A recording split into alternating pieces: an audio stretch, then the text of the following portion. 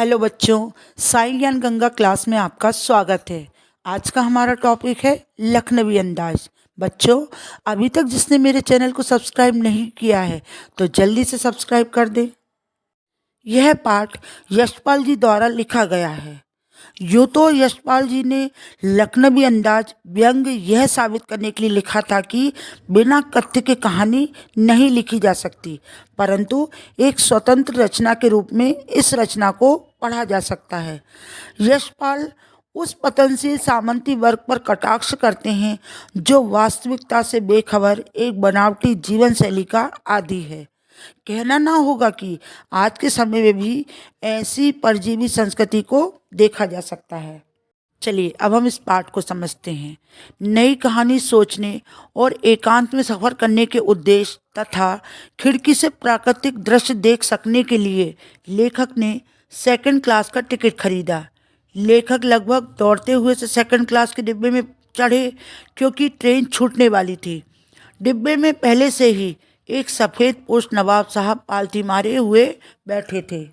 उनके सामने दो ताज़ा और चिकने खीरे रखे हुए थे जो समय व्यतीत करने के उद्देश्य से शायद लखनऊ स्टेशन से ही खरीदे गए थे। नवाब साहब के चेहरे पर लेखक को देखकर असंतोष के भाव स्पष्ट नजर आने लगे। नवाब साहब ने उनसे बात करने में कोई उत्सुकता नहीं दिखाई।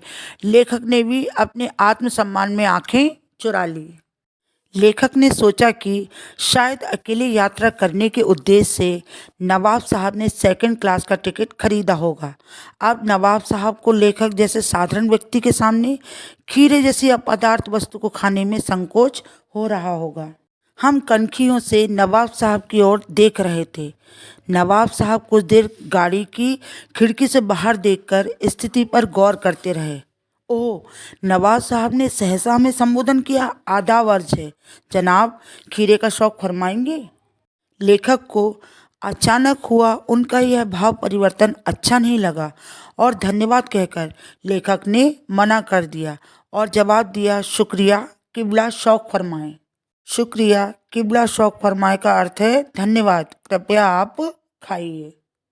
कुछ समय तक नवाब साहब खिड़की से बाहर देखते रहे और फिर बर्थ के नीचे से पानी का लोटा निकालकर खीरों को पानी से धोया। धुले हुए खीरे तौलिए से पहुंचकर जेब से चाकू निकालकर उनके सिरे काटकर गोद कर झाग निकाला और एक एक फांक काटकर तौलिए पर करीने से सजा दी। इसके बाद उन्होंने उन फांकों पर जीरा मिला नमक मिर्च बुरक दिया।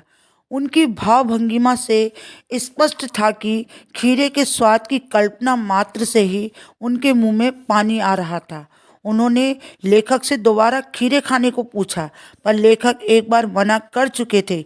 इसलिए अपने आत्मसम्मान के निर्वहन हेतु उन्होंने कहा कि मेरा पेट कमज़ोर है, अतः आप ही खाएं, और शुक्रिया कहकर खीरा खाने से मना कर दिया।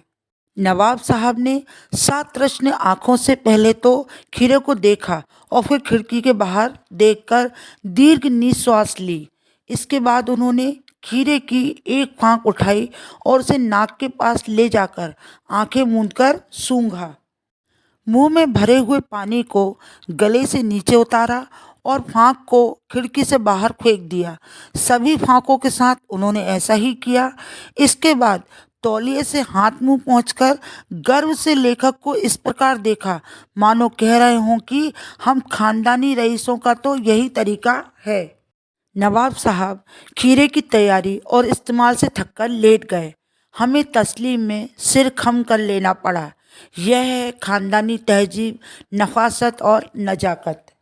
लेखक सोच रहे थे कि खीरे की सुगंध और स्वाद की कल्पना से संतुष्ट होने के इस सूक्ष्म और अमूर्त तरीके से क्या उदर पूर्ति हो सकती है। इसी समय नवाब साहब डकारते हुए कहते हैं कि खीरा होता तो लजीज है, परंतु पेट पर बोझ डाल देता है। यह दृश्य देखकर लेखक के ज्ञान चक्षु खुल जाते हैं और वे सोचने लगते हैं कि खीरे की सुगंध व स्वाद की कल्पना मात्र से ही यदि पेट भरने की डकार आ सकती है तो बिना विचार घटना और पात्रों के लेखक की इच्छा मात्र से ही नई कहानी क्यों नहीं लिखी जा सकती। चलिए अब हम पाठ में आए कठिन शब्दों के अर्थ को समझ लेते हैं। पहला वर्ड है मुफस्सिल, मतलब नगर के इर्द गिर्द के स्थान। निर्जन मतलब खाली। सफेद पोश मतलब भला इंसान। विघ्न मतलब बाधा। किफ़ायत मतलब मितव्ययिता। आदाब अर्ज मतलब अभिवादन करने का एक तरीका। गुमान मतलब घमंड। संगति मतलब मेल मिलाप। नई कहानी मतलब 1960 के आसपास लिखी गई कहानी। प्रतिकूल मतलब विपरीत। अपदार्थ वस्तु मतलब तुच्छ। कनखियाँ मतलब तिरछी नज़र। लथेड़ लेना मतलब शामिल करना। एहतियात मतलब सावधानी। बुरकदी मतलब छिड़कदी। स्फुरन मतलब हिलना। प्लावित मतलब पानी भर जाना। पनियाती मतलब रसीली। मैदा मतलब अमाशय। सतृष्ण मतलब प्यासी। तस्लीम सम्मान में। सिर खम कर लेना, सिर झुकाना। तहजीब मतलब सभ्यता संस्कृति। नफासत मतलब स्वच्छता। नफीस मतलब बढ़िया। उदर मीन्स पेट। लजीज मतलब स्वादिष्ट। शकील मतलब आसानी से ना पचने वाला। ज्ञान चक्षु मतलब ज्ञान रूपी आँखें। मैं आशा करती हूँ बच्चों कि आपको लखनवी अंदाज पाठ अच्छे से समझ में आ गया होगा। धन्यवाद।